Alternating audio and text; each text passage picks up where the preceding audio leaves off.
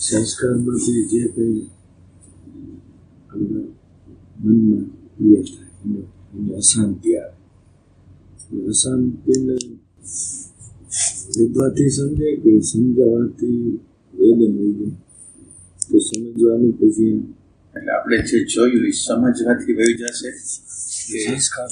સંસ્કાર આપણી અંદર પ્રગટ થયો એ અન્ડરસ્ટેન્ડિંગ કરવા દ્વારા વહી જશે કે બીજી કોઈ રીતે વહી જશે એમ કહેવાનું.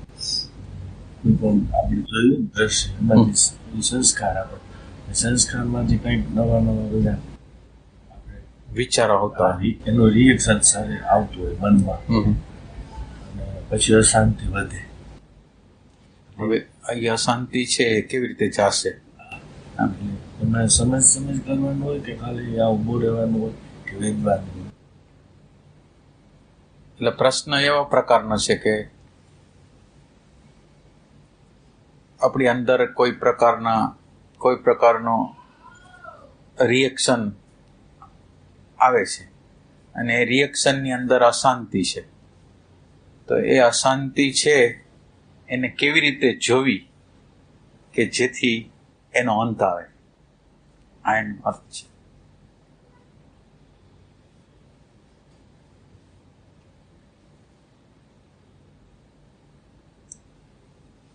એટલે પહેલા પ્રથમ આપણે જેવો વિચાર કરી, આપણે જે અધ્યાત્મની યાત્રા કરવા માંગી છીએ એમાં એવો વિચાર કરી આપણે સાધના જે કરવાની છે એ ક્યાં કરવાની છે, આપણી સાધના છે એ કઈ જગ્યાએ હોવી જોઈએ. તો પહેલી વસ્તુ એ છે કે આપણી અંદર એક ભાવનું સેન્ટર છે. ભાવ આપણી અંદર એક બુદ્ધિનું સેન્ટર છે. એક આપણી અંદર ચિત્ત છે કે જે અત્યારે તમે સાંભળો છો, જે એટેન્શન આપો છો એ ચિત્ત છે. એટલે આપણી અંદર બુદ્ધિ છે, આપણી અંદર ભાવ છે, ભાવનું સેન્ટર છે, યંત્ર છે, બુદ્ધિનું યંત્ર છે, અને એક ઇન્સ્ટિક્ટિવ યંત્ર છે કે જેની અંદર ભૂખ તરસ આપણને લાગે છે, પચાવવાનું કામ કરે છે, હૃદય ધબકારવાનું કામ કરે છે. એટલે આ પ્રકારનું એક આપણું યંત્ર છે. પહેલી વસ્તુ છે આપણું બોડી છે એક યંત્ર છે. પછી ઇમોશનલ બોડી હોય તો ભલે, ઇન્ટેલેક્ચ્યુઅલ બોડી હોય તો ભલે, ઇન્સ્ટિક્ટિવ બોડી હોય તો ભલે, મૂવિંગ બોડી હોય તો પણ ભલે, ચિત્ત હોય તો પણ ભલે. તો પહેલા પ્રથમ આપણે જેમાં અત્યારે માઇક છે ને, માઇક પોતે સ્વયંથી બોલતું નથી, પણ આની અંદર બોલનાર બીજો કોક છે. એમ emotional centre, intellectual centre, instinctive centre એ બધા એના સેન્ટરો છે, યંત્રો છે, પણ એને કામ કરનાર છે એ કોક બીજું જ તત્વ છે. અને એ તત્વ છે એને આપણે જાણવાનું છે. એટલે હવે આપણે આ યંત્રની જે કામગીરી છે, માનો કે ઇમોશન સેન્ટર છે આપણું, ભાવનું સેન્ટર છે. તો આ ભાવનું સેન્ટર છે એ કેવી રીતે નિર્માણ થયેલું છે? આપણું ભાવનું જે સેન્ટર છે એ કેવી રીતે નિર્માણ થયેલું છે? આપણી અંદર ભાવ છે, આપણી અંદર કેવા કેવા પ્રકારના ભાવ છે? ભાવના સેન્ટરનું જે નિર્માણ થયું છે એ કેવી રીતે થયું છે? તો એ કે આપણને એક ડેટા આપવામાં આવ્યા છે. પછી એમ કે મા બાપનું તમારે કર્તવ્ય, બાળકોનું કર્તવ્ય, પત્નીનું કર્તવ્ય, એવા જુદા જુદા પ્રકારના ડેટાઓ આપણી અંદર નાખવામાં. હવે આ ડેટા પ્રમાણે આપણી ઇમોશન છે. જે પ્રકારનો ડેટા છે એ પ્રકારની ઇમોશન છે. દાખલા તરીકે અંગ્રેજ લોકોને મા બાપની સેવા ન કરે તેને કોઈ કોન્શિયસ બાઇટ ન થાય, પણ આપણી અંદર એવા ડેટા નાખવામાં આવ્યા છે કે એને લીધે આપણું કોન્શિયસ છે બાઇટ થાય. એટલે આપણું ઇમોશન સેન્ટર કેમાંથી બનેલું છે? આપણું ઇમોશન સેન્ટર બહારના જે સમાજ, કુટુંબે જે સંસ્કારો આપેલા છે એમાંથી ઇમોશન બને. એટલે ઇમોશન સ્વતંત્ર નથી. મને માનો કે હું મા બાપની સેવા ન કરું, છોકરાનો ઉછેર બરાબર ન કરું, પત્નીને બરાબર વ્યવહાર ન કરું, તો અંદર મને કોન્શિયસ કંઈક પ્રકારે બાઇટ થાય. પછી એને ઓવરકમ કરું એક વસ્તુ છે, પણ એ બાઇટ થવાનું કારણ શું છે? તો કે મને અંદર આવેલો ડેટા છે. એટલે આપણી ઇમોશન છે એ યાંત્રિક ઇમોશન છે, ઉપરછલી ઇમોશન છે. અને ઇમોશનનો જે આધાર છે, આપણી અંદર જે ઇમોશનનો જે આધાર છે એ સેલ્ફ સેન્ટર છે. હું મહત્વનો છું. મારું જે ઇમોશન કેવું છે કે મને અનુકૂળ વર્તે તો હું એને પ્રેમ કરું, ભાવ કરું, અને મને પ્રતિકૂળ વર્તે તો મારી અંદર રિએક્શન, ઘૃણા આપણી અંદર આવે. એટલે અત્યારે આપણી અંદર જે ભાવનું સેન્ટર જે બનેલું છે એ બહારથી આવેલો ડેટા છે ને મિકેનિકલી સેલ્ફ સેન્ટરના અનુસંધાનથી એ વર્ક કરે છે. એવી રીતે આપણી અંદર જે બુદ્ધિ છે, વ્યવસ્થા છે, એક્યુરેસી છે, એના દ્વારા વ્યવહારમાં બુદ્ધિ વ્યવસ્થિત હાલે તો જીવનના પ્રશ્નો બહુ સરળ થઈ જાય, પ્રશ્નો બહુ થાય નહીં. તો આ બુદ્ધિનો જે ઉપયોગ છે એ બુદ્ધિનો ઉપયોગ આ છે. ઇન્સ્ટિંક્ટિવ સેન્ટરને તો આપણે અડવાનું નથી, એની રીતે કાર્યરત છે. આપણા બોડીને પચાવવાનું પ્રક્રિયા, આપણા 7 પ્રકારના ધાતુ બનાવવાની પ્રક્રિયા, આ બધું ઇન્સ્ટિંક્ટિવ સેન્ટર એની રીતે કરે છે. હવે આ ઇમોશન સેન્ટર અને એક આ બુદ્ધિનું સેન્ટર છે. હવે એને કોન્શિયસલી આપણે, અને મૂવિંગ સેન્ટરને આપણે કોન્શિયસલી હલાવી શકીએ. હવે અત્યારે તો ડેટા આપણને હલાવે છે. હવે અત્યારે પ્રશ્ન આપણો એવો છે કે આપણે આને ચલાવી શકીએ કે ન ચલાવી શકીએ. આ પેલા યંત્રને જાણી લઈ. માનો કે આપણી અંદર ભાવ સારો હોય તો આપણને ઈગો આવે છે. આપણી અંદર બુદ્ધિનો કોઈ સારું લોજિક હોય તો મને ઈગો આવે છે. તો પેલી વસ્તુ આપણને ખબર પડે કે આ તો યંત્ર છે. પેલું આ યંત્ર છે, અને આ યંત્રની અંદર કોઈ કાર્ય કરે છે, કોઈ શક્તિ છે, એ કાર્ય કરે છે. અને ઈ શક્તિ દ્વારા ઇમોશન, ઇન્ટેલેક્ચ્યુઅલ, મૂવિંગ, જે કહેવાય બધા સેન્ટરો એની રીતે હાલે છે. તો હવે પહેલા આપણે આ સાધના કરતા પહેલા આપણે આ વસ્તુને આપણે જાણવાની જરૂરિયાત છે કે આ જે ચલાવે છે એ કોણ છે? આ જે ચલાવે છે એ કોણ છે?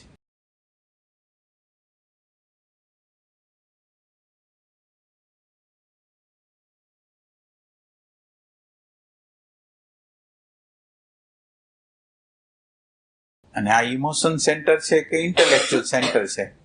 આ ઇમોશન ને ઇન્ટેલેક્ચ્યુઅલ સેન્ટર છે એ લોઅર છે.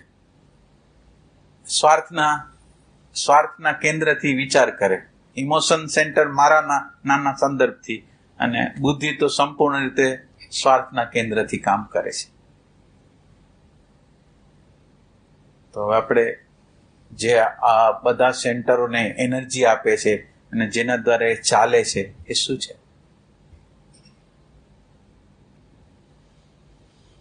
પ્રશ્ન તો ધ્યાનનો તમારો છે કે રિએક્શન આવે, અશાંતિ આવે તો એને ભેદવી કેવી રીતે.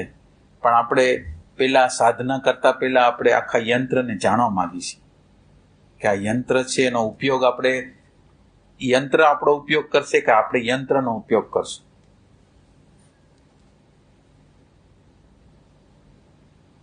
અને આપણે એટલે કોણ? માનો કે આપણે એમ બોલી કે આપણે એટલે કોણ?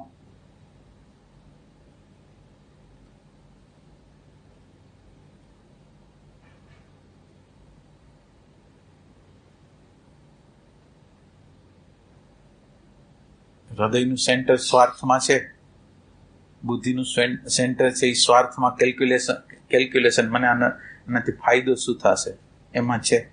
તો એના દ્વારા આપણે પામી જશું, સ્વાર્થ દ્વારા પામી જશું આ તત્વને. આપણી અંદરના પ્રેમને પ્રગટ કરી શકશું, આપણા અંદરના આનંદને પ્રગટ કરી શકશું, અંદરની શાંતિને પ્રગટ કરી શકશું.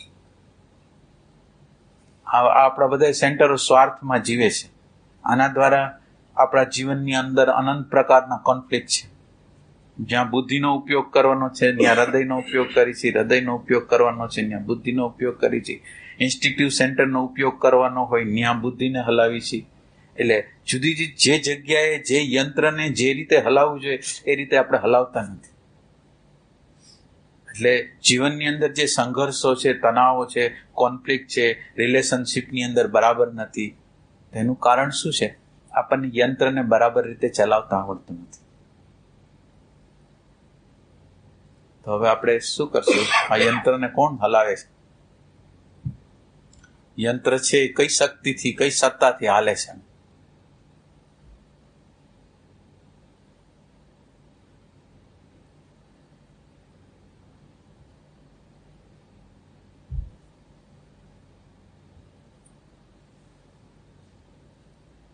આપણને ખબર છે યંત્ર છે આપણી અંદર, આ બધું યંત્ર છે એવી ખબર છે આપણને? યંત્ર છે એવી ખબર? રિયલ સેન્સમાં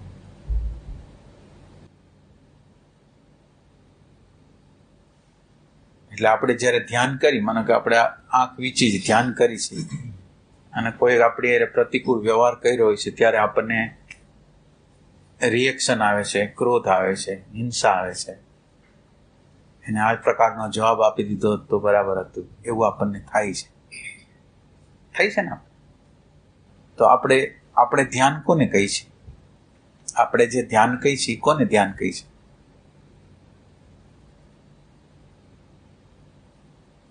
ધ્યાન કોને કહી છે? રિએક્શન આવે એના ઉપર, રિએક્શન આવે એના ઉપર જોવું, આ કેમ થઈ ગયું. એટલે તમે જે જગ્યાએ છો એ કઈ જગ્યાએ છો? માનો કે તમે આ રિએક્શનને જોયું, તમે કઈ જગ્યાએ છો? તમે ક્યાં છો? તમે શું છો? તમે મન બુદ્ધિના જે સંસ્કારનું જે સ્મૃતિનું સ્તર છે એમાં જ જીવો છો કે સ્મૃતિના સંસ્કારની બહાર કંઈક હોય છે?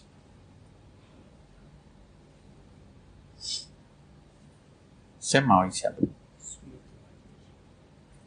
તો એ ધ્યાન કહેવાય?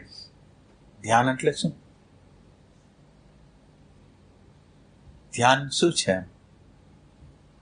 સ્મૃતિનું જે બહાર હોય એનો આધાર. સ્મૃતિનો બહારનો આધાર તમે માનો કે તમે અત્યારે સ્મૃતિમાં જીવો છો. જે સ્મૃતિ આપણી અંદર પ્રગટ થાય છે, ક્રોધની, લોભની, ઘૃણાની, ભાવની, કુભાવની, અભાવની, જે વૃત્તિઓ આપણી અંદર પ્રગટ થાય છે એની સાથે આપણું તાદાત્મ્ય છે. જે વૃત્તિ, જે ભાવ, જે વિચારો આપણી અંદર પ્રગટ થાય છે એ આપણે બની જાય છે. તો હવે આપણે બની જતા હોય તો આપણે સ્મૃતિ જ છે, ડેટા જ છે. આમ તો આપણે કઈ જગ્યાએ ઊભું રહેવું જોઈએ કે જેથી ધ્યાનની શરૂઆત થઈ શકે? આપણે કઈ જગ્યાએ આવી કે જેથી ધ્યાન શરૂ થાય?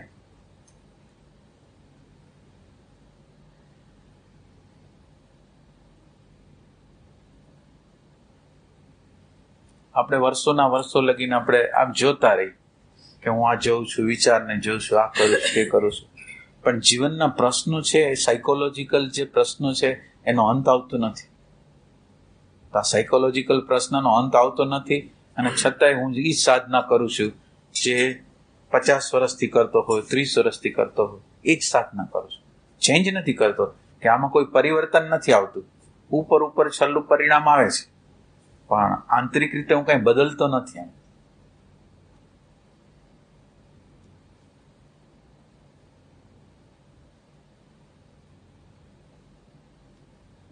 તો આપણે ક્યાં ઊભું રહેવું જોઈએ? વિષાદ થાવ, વિષાદ એટલે વિષાદ તો એની રીતે થઈ જશે. વર્ષથી આપણે જોતા હોય, હા, પછી કઈ થતું ન હોય. એટલે વિષાદને તમે નિરાશા નામ આપો કે વિષાદ નામ આપો? નિરાશા નહીં, પ્રાર્થના. એટલે પ્રાર્થના જેવું તમને થઈ ગયું પછી તમે શું કરશો? પ્રાર્થના થઈ ગઈ થોડી વાર માટે અને આપણી મૂંઝવણ હતી એ પ્રશ્ન પ્રતિની મૂંઝવણ નહોતી. જીવનનો જે પ્રશ્ન હતો એની મૂંઝવણ નહોતી, પણ પ્રશ્નની અંદર અહંકાર જે દબાતો હતો એનો પ્રશ્ન હતો અને આપણે એને આધ્યાત્મનું નામ આપ્યું. મને અત્યારે કોઈ બહારના જગતની અંદરથી કેટલા સપ્રેશનો, દબાણો છે અને એ દબાણોને લીધે મને પરમાત્માની પ્રાર્થના થાય છે. અહંકારને પ્રોબ્લેમ છે એના માટે થાય છે, તો હું અહંકાર માટે પ્રાર્થના કરું છું. તો એનું પરિણામ આવશે. હું જે અત્યારે પ્રાર્થના કરું છું એ બરાબર રીતે મારું ઓબ્ઝર્વેશન હોય તો મને ખ્યાલ આવે કે મારો અહંકારને ક્યાંક દબાય છે. એને જે કરવું છે એવી અનુકૂળતા નથી, પ્રતિકૂળતા છે, આપણું કોઈ રિજેક્શન છે, આપણને કોઈ માનતા નથી, આપણને કોઈ એટેન્શન મળતું નથી.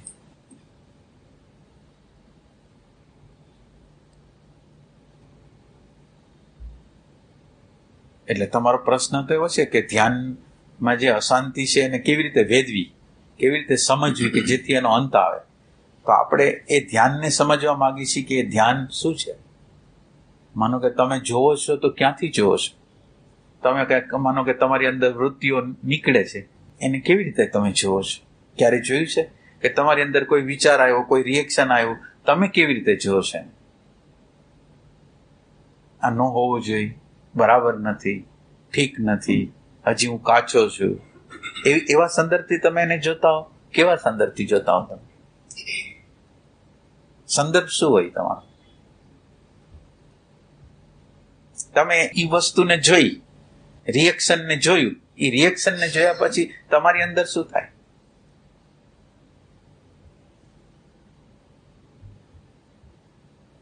સત્સંગ વાયબ્રો હોય કે જેમ છે એમ ત્યારે જોયા એટલે જેમ આપો નહીં. એટલે અભિપ્રાય આપતા નથી, પણ અંદર તો કંઈક પ્રોબ્લેમ છે. હાલો, અભિપ્રાય આમ નથી આપતા એમ છે, પણ પાછલા બાયનેથી કેટલાય અભિપ્રાય આવી જાય છે, નથી આવતા. ફ્રેક્શન ઓફ સેકન્ડમાં અભિપ્રાય એના જાય છે. તો પછી ઈ પકડાય આમ ના, એટલે મહત્વની વસ્તુ તમે છે ને ધ્યાન કહેતો, એ ધ્યાનમાં તો ધ્યાન હોતું નથી. માનો કે ધ્યાન એટલે શું થાય? અત્યારે જે છે ને બરાબર રીતે હું જોઈ શકું, અત્યારે જે બની રહ્યું છે એક્ઝેક્ટ જેમ બની રહ્યું છે ને એમ જોઈ શકું, તો એ ધ્યાન છે. પણ અત્યારે જે પોઝિશનમાંથી હું પસાર થઈ રહ્યો છું, જે પોઝિશનમાંથી પસાર થઈ રહ્યો છું, એમાં એક પાર્ટ મને ખબર પડે છે, એક પાર્ટ જે દ્રશ્ય પાર્ટ છે એની મને ખબર પડે છે કે દ્રશ્યની અંદર આ પ્રકારની વસ્તુ છે. પણ દ્રશ્યની અંદર આ વસ્તુ છે, એના રેફરન્સમાં મારી અંદર રિએક્શન કેટલા આવ્યા કે આ ખરાબ છે, આ ન હોવું જોઈએ, આમાં પાર ક્યારે ઉતરીશ, તો એ બધી વસ્તુને આપણે જોઈ શકીશું. હાલો, અભિપ્રાય ન આપવો જોઈએ એમ બોલી છે ખરા, પણ ને અભિપ્રાય તો મળી જાય છે, તો એનો ખ્યાલ આવે છે, એનો ખ્યાલ આવે. એટલે ધ્યાન છે એ કોઈ હાયર ડાયમેન્શન છે, એ લોઅર પ્રકારનું ડાયમેન્શન નથી કે જેની અંદર કંઈ ખબર જ નથી પડતી. અત્યારે આપણે જે પ્રેઝન્ટ મોમેન્ટમાંથી પસાર થાય છે એમાં કંઈ ખબર પડતી નથી, એટલે આંશિક વિભાગને ખબર પડે છે, એને બીજો કેટલો વિભાગ છે એ ખબર પડતી નથી, તો અંધારામાંથી આપણે પસાર થઈ જાય છે.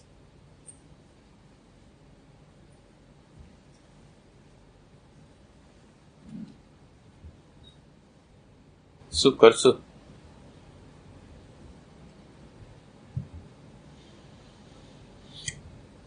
ફ્રેન્ડશીપ શાંતિ અશાંતિ જેવું આવ્યું હે એક ફ્રેન્ડથી ના, એવું કઈ આપણે કહેતા નથી. આપણે તો અત્યારે ફેક્ચ્યુઅલ છીએ કે અશાંતિ તો છે, સ્વાર્થ તો છે, ક્રોધ તો છે, હિંસા તો છે. આપણે જે છે એનો સ્વીકાર કરે છે. શાંતિ એટલે શું? શાંતિની વ્યાખ્યા એ તો આપણે જીવનમાંથી પસાર થતા હોય તો અશાંતિ તો બધાને ખબર જ હોય.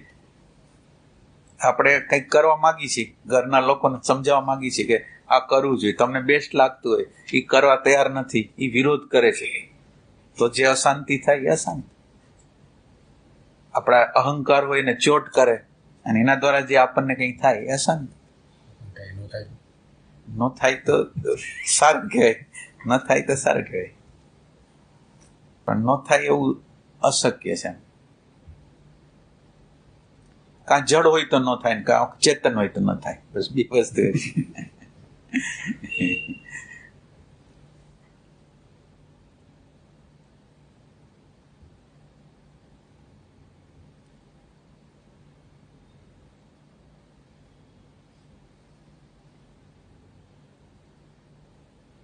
શું કરશું?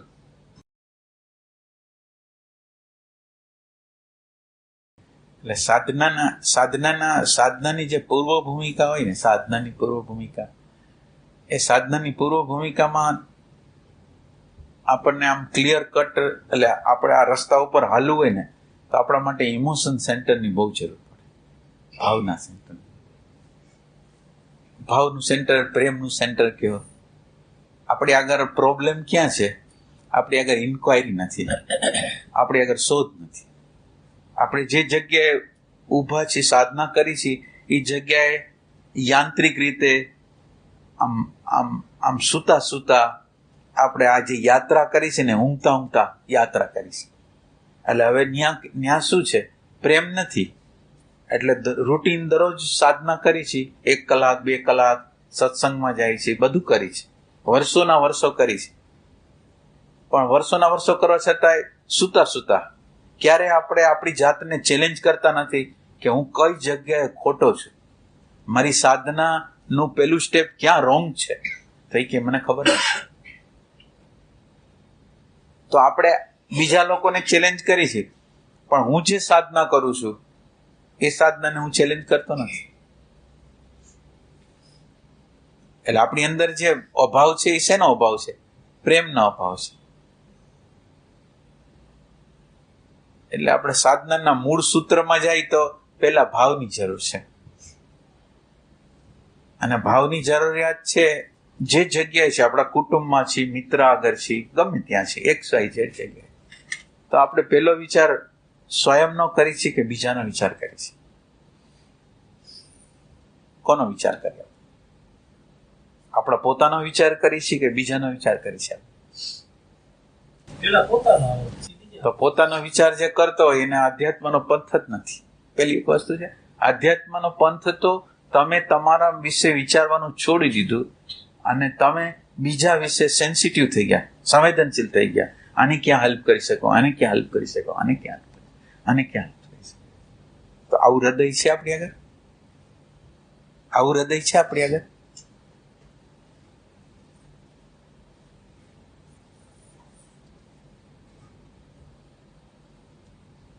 આવું હૃદય નથી તો પછી બધા રસ્તા બંધ છે. એટલે સાધના કરવા બધા તૈયાર છે, પણ ભાવ માટે કોઈ તૈયાર નથી. સેન્સિટિવ, બીજી વ્યક્તિ પ્રત્યે, પરિસ્થિતિ પ્રત્યે, વાતાવરણ પ્રત્યે, પ્રકૃતિ પ્રત્યે સેન્સિટિવ નથી. અને આ પ્રેમનું તત્વ નથી એટલે આ પ્રેમનું તત્વ આ જગ્યાએ નથી એટલે આ જ પ્રેમનું તત્વ ઇન્ક્વાયરી નથી કરતું. પ્રેમ નથી એટલે ઇન્ક્વાયરી નથી. એટલે પહેલું સ્ટેપ આપણે જો ભરવું હોય ને, તો તમે જે જગ્યાએ હોય એ જગ્યાએ તમે તમારો વિચાર છોડો અને બીજાને હેલ્પ કરો. અને હેલ્પ કરો એની અંદર તમે જુઓ કે રોકડો સોદો છે કે ઉધાર સોદો છે. જ્યારે તમે ખરેખર બીજાની ખુશી માટે કરશો તો તમારી અંદર જે તાત્કાલિક રીતે ઇન્સ્ટન્ટ સુખ જે તમને મળશે ને, ઇન્સ્ટન્ટ તાત્કાલિક સુખ જો જોતું હોય તો આ કર્મ કરવા જેવું છે. એટલે આ કર્મ જો તમે પેલા કરવાનું શરૂ કરો, પેલા આ કર્મ શરૂ કરો, તમને આખો નકશો આપું હું તમને. આપણે કેમ પહોંચતા નથી, એટલે પેલું ઇમોશન સેન્ટર છે એ ખુલ્લું છે. એટલે એના માટે આપણે જે જગ્યાએ હોય ત્યાં આપણું સેલ્ફ સેન્ટર છે એ છોડવાનું છે. આ એક કામ કરવાનું. હવે આ એક કામ બરાબર વ્યવસ્થિત હોય તો બીજું કામ જે છે એ એટેન્શનનું છે. આ જો આપણો ભાવનો વિકાસ બરાબર યથા યોગ્ય છે તો બીજું જે સ્ટેપ છે એ એટેન્શનનું છે. આપણું એટેન્શન છે ગમે ત્યાં ગમે તે રીતે ભાગી જાય છે, ઇરિલિવન્ટ રીતે એની રીતે એ ગતિ કરે છે અને આપણા હાથમાં એનો કંટ્રોલ નથી. એટલે બીજું જે સ્ટેપ છે એ એટેન્શન, આપણે એટેન્શન ઉપર, એટેન્શન જે આપણને દોરી જાય છે એની રીતે, એને બદલે એટેન્શનને આપણે ડિરેક્શન આપી. આ બીજું સ્ટેપ છે કે જેની અંદર આપણે એટેન્શનને ડિરેક્શન આપી. એટલે આપણે એમ કહીએ છીએ ને, હું ધ્યાન કરું, ધ્યાન કોઈ દી ન થાય. ધ્યાન કરવા માટે પહેલા તમારી પ્રેઝન્સ જોઈએ, અને તમારી પ્રેઝન્સ માટે તમારું જે એટેન્શન ભટકે છે ને એ એટેન્શનને અત્યારે ભટકતું બંધ કરવા માટે તમે અત્યારે શું કરી રહ્યા છો? સવારથી સાંજ લગીને, એમ નહીં કે અડધી કલાક કરી લીધું, એમ નહીં. તમે તમારું એટેન્શન છે એ તમે ક્યાં રાખો છો? એટલે પેલી વસ્તુ જે જરૂરિયાત છે એ મારી પ્રેઝન્સની છે. અને મારી પ્રેઝન્સ જો હશે, મારી પ્રેઝન્સ હશે તો મારી પ્રેઝન્સની અંદર જે છે એ મને દેખાવાનું છે. એટલે મારા ફોલ્ટ, મારી અવ્યવસ્થા, મારો ક્રોધ, મારી ઘૃણા, મારી પ્રેમ વિહોણી સ્થિતિ, મને બધું દેખાશે. એટલે આ છે આ સ્ટેપની અંદર તમને જુઓ, આ સત્સંગ છે એ અરીસો છે, અને આ અરીસાની અંદર તમે જુઓ કે તમે સવારથી સાંજ લગીને જે તે કામ કરતા હો, તમારું એટેન્શન ક્યાં છે? તમે એટેન્શનને દોરો છો કે એટેન્શન તમને દોરી જાય છે? એ એક સ્ટેપ છે. એટલે આમાં તમારો ક્યાં હો છો તમે? એ તમે કે બધા એટેન્શન તમારું આખો દિવસ ક્યાં હોય છે? ખાલી ધ્યાન કરતી વખતે જ એટેન્શન આવે છે, અને ત્યારે હવે આખો દિવસ ન કર્યું હોય તો ત્યાં એટેન્શન આવે નહીં. એટલે આપણે ધ્યાનનો પ્રશ્ન છે ને, એની ધ્યાનના બેકગ્રાઉન્ડમાં આપણે પેલા જવું જોઈએ. આ એટેન્શનની અંદર તમારી પ્રેઝન્સ છે. તમે જો એટેન્શનને દોરી શકતા હો તો તમારી પ્રેઝન્સ છે. તો તમારી પ્રેઝન્સ છે ખરી? આપણે ધ્યાનમાં જવું છે એટલા માટે છે. એને એક એરો કહેવાય, ફર્સ્ટ એરો કહેવાય. એ ફર્સ્ટ એરાની અંદર મારી પ્રેઝન્સ હતી જ નહીં. અત્યાર સુધી મારી કોઈ પ્રેઝન્સ અંદર હતી જ નહીં. અને હવે અત્યારે મારી પ્રેઝન્સ છે એને હું રાખવા પ્રયત્ન કરું છું.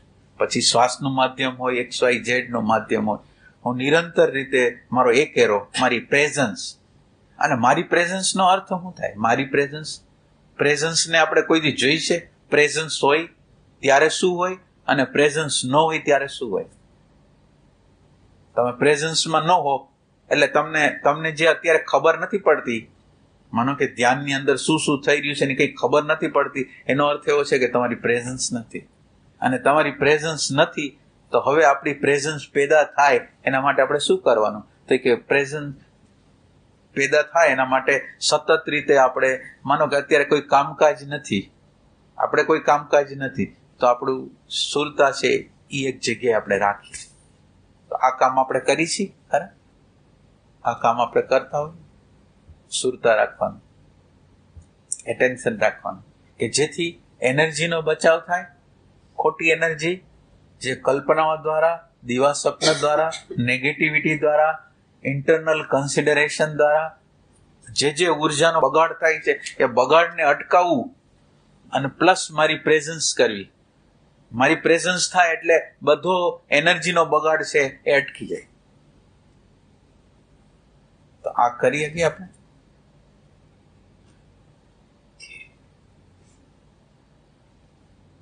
એટેન્શનને રાખી શકીએ. હાલો, કોઈ કામ છે ને અત્યારે આપણે એવા પાવરફુલ નથી તો કામની અંદર ખોવાઈ ગયા, પણ જેવું કામ પૂરું થઈ ગયું એટલે આપણા એટેન્શન, આપણી સુરતા જ્યાં હોય એટલે આ એટેન્શન કેટલી બધી ઉર્જાને તો બચાવશે. એટેન્શન એટલી બધી ઉર્જાનો બચાવ કરશે. અને પ્લસ હવે તમે કોઈ જોડાણા નહીં, એટલે જોડાણા નહીં એનો અર્થ જ એમ થયો કે કોઈ નેગેટિવિટી, કોઈ કલ્પના, કોઈ સપના સાથે કોઈ અરે તમે જોડાણા નહીં. તમે સેલ્ફ પીટીમાં ન આવ્યા. આ સેલ્ફ પીટી એક બહુ મોટો ભાગ છે, જીવનનો બહુ મોટો ભાગ છે. સતત રીતે આપણા બધા લોકોને એવું હોય છે કે મારા ઘરના, મારા નજીકના લોકો મને સમજતા નથી, હું આટલું કરું છું પણ મારી કદર નથી. એ ટાઈપનો જે અંદર ભાવ એ સેલ્ફ પીટી કહેવાય. હું આટલું કામ કરું છું એના સંદર્ભમાં આટલું હેલ્પ મને મળતી નથી. આ બધી સેલ્ફ પીટી છે. આ બધા દ્વારા છે ને આપણી ઉર્જા બહુ ખર્ચાઈ જાય છે. અને તમે પ્રેઝન્સ રાખવા માટે પ્રયાસ કરો તો એટલે આ બધી ઉર્જા છે બચી જાય. એટલે બચી જાય એનો બીજો અર્થ છે અશુદ્ધિમાં ન જાય. એટલે એનો અર્થ એમ છે કે આપણો અંદરનો જે પ્રાણ છે, આપણું અંદરની એટેન્શનની જે ઉર્જા છે એ પ્યોર થાય. આપણી એટેન્શનની જે ઉર્જા છે એ પવિત્ર થઈ જાય. કારણ કે અપવિત્રતામાં નથી જાતી, તો પવિત્રતામાં જ જાય. તો આ પેલું કામ આપણે કરી શકીએ કે ના કરી શકીએ? શું કરશું? રાખી શકશું આપણે? ભલે પેલા 5 મિનિટ, 5 સેકન્ડ, 3 સેકન્ડ, પણ રાખવાનો પ્રયત્ન કરશું કે નહીં કરી? ઈમાનદારીથી. કામ પૂરું થાય તરત આવી જાય. પણ પ્રેઝન્સ સાચી હોવી જોઈએ. એમ અત્યારે પ્રોબ્લેમ એવો છે કે પ્રેઝન્સ છે એ હોતી નથી. પ્રેઝન્સ હોવા છતાંય હોતી નથી, અને હોવા છતાંય આંશિક હોય છે. એટલે પેલું એટેન્શનને દોરવાનું કામ કરી શકે કે ન કરી શકે? આ એક આપણું પેલું ધ્યાન પેલા આવવાનું નથી. આપણે જેને ધ્યાન કહી છે ને, ધ્યાન એટલે ભાન કહેવાય. નિરંતર રીતે અત્યારે જે બની રહ્યું એની મને ખબર પડે, અને ખબર પડે એ ઓબ્જેક્શન વગર ખબર પડે, એ ધ્યાન કહેવાય. અત્યારે ભલે ક્રોધ છે, અત્યારે ભલે લોભ છે, અત્યારે ભલે ડિપ્રેશન છે, મને કોઈ પ્રોબ્લેમ નથી. ડિપ્રેશન છે તો ડિપ્રેશન છે, ક્રોધ છે તો ક્રોધ છે. તો કોઈ પણ પ્રકારનું જજમેન્ટ ના આપું તો હું પ્રોબ્લેમ વગરનો થઈ જાઉં. એટલે જીવન છે એ પ્રોબ્લેમ વગરનું ક્યારે થાય કે આપણા અંતઃકરણની કોઈ પણ હાલત હોય, પણ એ અંતઃકરણની કોઈ પણ હાલતને આપણને ટચ ન કરે, એને મુક્તિ કહેવાય. એ સારું છે, ખરાબ છે, આમ હોવું જોઈએ, આમ ન હોવું જોઈએ, એવા બધા પ્રકારના ભાવ આવે છે. એ ભાવ આપણને કોઈ પ્રકારનો ટચ ન કરે એને મુક્તિ કહેવાય. અને આ મુક્તિ આગળ આપણે જવું હોય તો શું કરવું જોઈએ?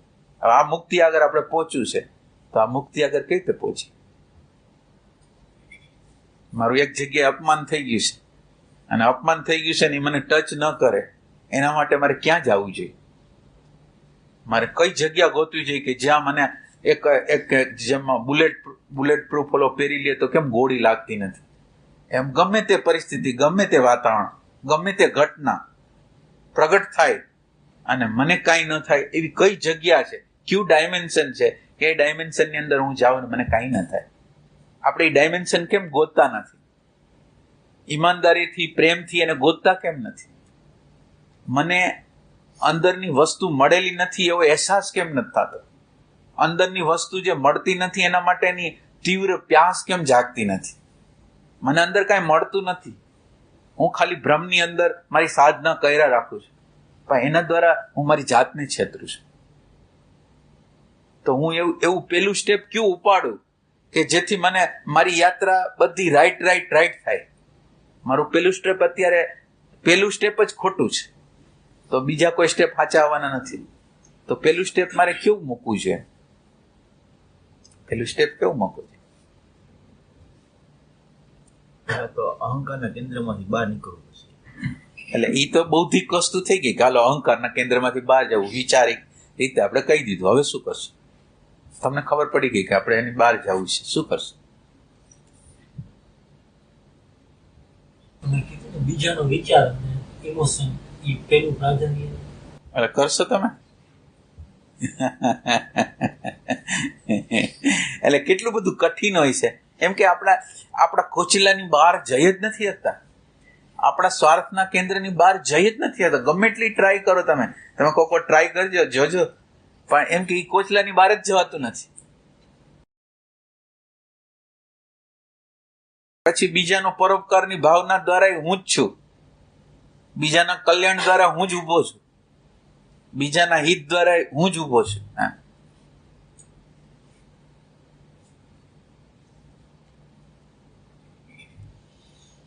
પેલા આ એક એરો રાખી શકી કે નહીં? પેલા આટલું એક એરો તમારું હોવું, એ એરો એટલે એક હોવું છે, આપણું હોવું છે, આપણે જે છીએ એનું હોવું છે. આપણે જે પ્રેઝન્ટ મોમેન્ટ રહ્યા, પ્રેઝન્ટ મોમેન્ટની અંદર શું હોય ખબર પડે ને? પ્રેઝન્ટ મોમેન્ટનો અર્થ શું થાય? મને કંઈક ખબર પડે, વિચાર આવતો હોય, બહારની પ્રકૃતિ હોય, અંતરની પ્રકૃતિ હોય, મને કંઈક ખબર પડે ને? કે બીજું કંઈ હોય છે? આ ખબર કોને પડે? તમને પડે? કોને પડે ખબર? કોને પડે ખબર? કોને પડે? તમને જ પડે કે બીજા કોઈને પડે? તમને. તમે એટલે કોણ? બોડી. આ બોડી, ફિઝિકલ બોડીને ખબર પડે? તો અંદરની ડેટા છે એને ખબર પડે? કોને ખબર? કોને પડે? હું પ્રેઝન્ટ મોમેન્ટમાં આવું ત્યારે મને કંઈક ખબર પડે છે. તો આ ખબર પડવાની જે પ્રક્રિયા છે એ કોને થાય છે? ખબર કોને પડે છે? હે? ના, વ્યક્તિને કેવી રીતે પડે? આપણે બેઠા સવારમાં વહેલા ઉઠી બહાર બેસીએ અને પક્ષીનો કલરવ સાંભળીએ તો એ મને પોતાને જ ખ્યાલ આવે. એટલે મને એટલે હું પ્રેઝન્ટમાં હતું. હા, પણ મને એટલે કોણ? પ્રેઝન્ટમાં તો અત્યારે પ્રેઝન્ટની જ વાત કરી છે. પ્રેઝન્ટની અંદર કંઈક ભાન થાય આપણને. પ્રેઝન્ટની અંદર ભાન થાય તો આ ભાન શરીરને થાય છે? કોને થાય? આપણા મનના વિચારો થાય. ના, વિચારો તો ડેટા છે, એ તો રેકોર્ડિંગ થયેલી વસ્તુ છે, તો મૃત છે. એને કેવી રીતે થાય? એટલે ભાન સુધી ન પહોંચીએ એની પહેલા ક્યાંય પહોંચે એમ નહીં. એટલે પેલો તો આ પ્રશ્ન તમે સીધે ડાઉન થઈ જશો તો પછી, એટલે આપણે અત્યારે ઇન્ક્વાયરી કરી રહ્યા છીએ. ઇન્ક્વાયરી આપણે ત્યાં પહોંચી શકી ન પહોંચી શકી કાંઈ વાંધો નથી, પણ આપણે ઇન્ક્વાયરી કરવા માટે લોઅર પ્રકારની કેટેગરી શું કામ નક્કી કરી છે? હજી લોઅર આવી જાવ.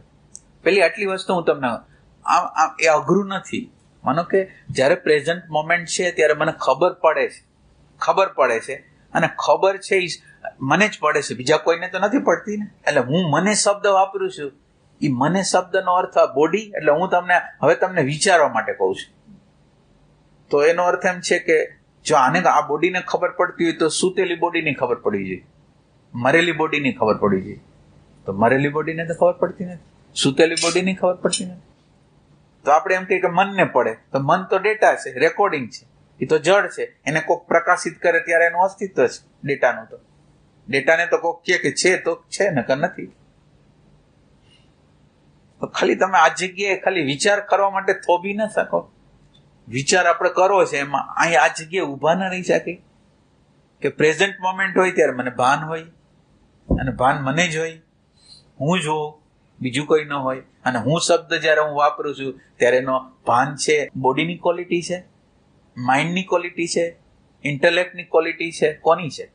એ સ્વભાવ કોનો છે? સ્વભાવ કોનો છે? ખાલી આપણે જે નથી કરતા ને આટલું નથી કરતા અને આ સિવાય બધું કરી છીએ એટલે પેલું સ્ટેપ ભરાતું નથી.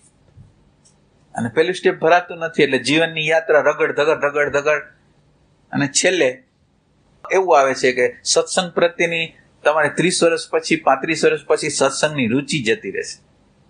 આ અત્યારે કુદરતનું એક પુણ્યનો કંઈક છે કે એને લીધે આપણને સત્સંગ પછી સત્સંગ નહીં ગમે.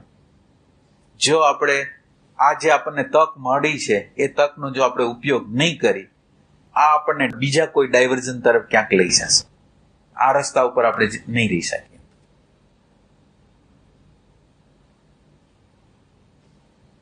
આપણને સંતો મહાત્માઓ મળે એનો ઉપયોગ ન કરી તો એની પેનલ્ટી પણ મળે કે આપણને એક નકશો આપતા હતા અને નકશો આપતા હોવા છતાં આપણે લીધો નહીં તો પછી અનંત વર્ષો લગીને આપણને ન મળે. એવું બને કે આપણને જે મેપ મળતો હતો, દ્રષ્ટિ મળતી હતી, સંતોના વખાણ બહુ કર્યા, એનાથી અભિભૂત બહુ થયા, પણ એ જે કહેતા હતા, જેમાં રહેતા હતા, એમાં કોઈ દી રહ્યા નહીં.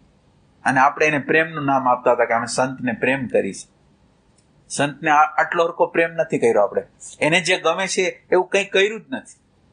સંતને ગમે એવી કોઈ વસ્તુ જ નથી કરી. આ બહારની પ્રકૃતિ જોઈ એમાંથી અભિભૂત થઈ ગયા, પ્રભાવિત થઈ ગયા અને બસ એના દ્વારા આપણી જીવનની યાત્રા ચાલે છે. વખાણ કર્યા રાખી સંતના, પણ સંત એનાથી નારાજ છે. સંત તો એમ કહે છે કે અમે જે અવસ્થામાં છીએ એ અવસ્થામાં તમે આવો, પણ એ અવસ્થામાં કોઈ આવતું નથી. અને છતાં આપણને એમ કહી છે કે અમે સંત પ્રત્યે પ્રેમ છે એમ.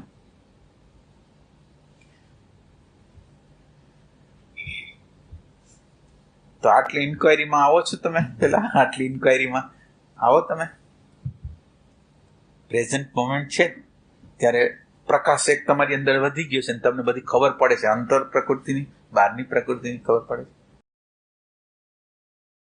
આટલો ખાલી પ્રશ્ન રાખજો, આટલો પ્રશ્ન રાખજો કે આ બોડીને ભાન થાય આમ સિરિયસલી, કે ખરેખર આ બોડીને ભાન થઈ શકે, મનને ભાન થઈ શકે, બુદ્ધિને ભાન થઈ શકે, કોને ભાન?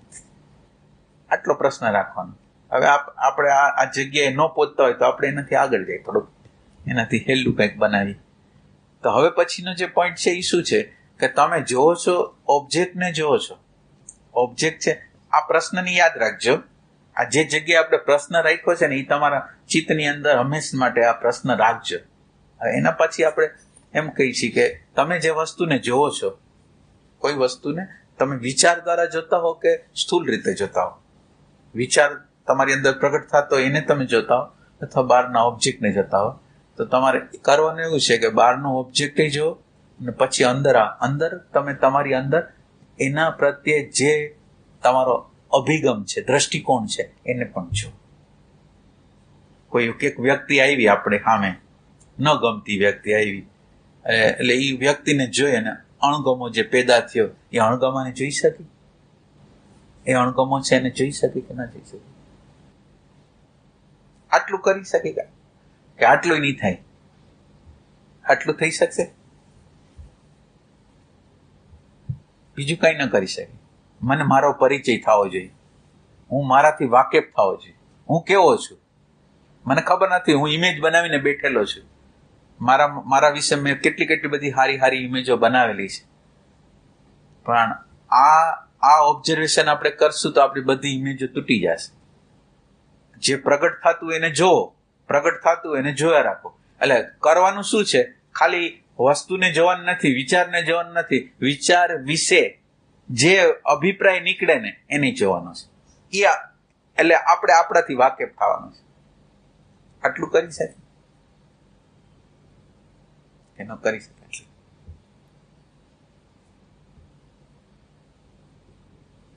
આ બધી વસ્તુ છે એ વિચારના આ બધી માહિતી છે એ વિચારના સ્તર ઉપર, લોઅર લેવલ ઉપર આ વસ્તુ અંદર જાય છે.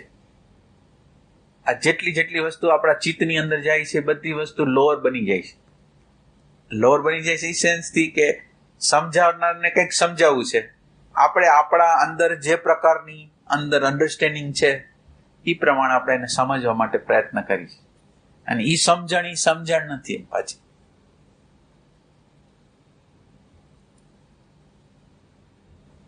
એટલે આટલું કરીએ કે ના કરી શકીએ? આટલું કોઈ આમ અવાજ કરીને કહેતું નથી કે આ કરશે.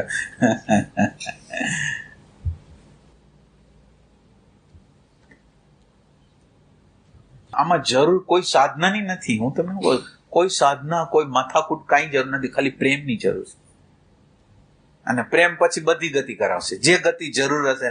પણ પ્રેમની જે કચાશ છે એ આપણી અંદર ઇન્ક્વાયરી નથી ને એની કચાશ છે. આપણે જે જગ્યાએ છીએ જગ્યાએ હાવ ખોટા છીએ એની ખબર નથી. અહંકાર ઇન્ક્વાયરીથી પકડે, બધી વસ્તુ પકડાય, અહંકારે પકડાય. અહંકાર પછી જ એમાં કોઈ બીજું બધું ઘણું પકડાતું, અહંકાર તો પછી જ. એટલે અહંકાર કરતા નાની વસ્તુ, તમારો એક આગ્રહ હોય ને, આગ્રહ પકડાય ને. માનો કે એક આગ્રહ છે, ભલે અહંકાર તો આઘું વસ્તુ છે, એમાં એક આગ્રહ, નાનકડો હરખો આગ્રહ, એ નાનકડા હરખો આગ્રહ તમારા નજર સામે આવી જાય ને તો ઘણી મોટી ઘટના છે. આ વિશ્વની મોટી ઘટના એવી છે કે મારો ફોલ્ટ છે ને એનાથી હું વાકેફ થાવ, મારી અંદરની અવ્યવસ્થા છે, મારી પ્રેમ વિહોણી જે સ્થિતિ છે એનાથી ખાલી વાકેફ થાવ, એટલે ભ્રમણામાં હું ન જીવું.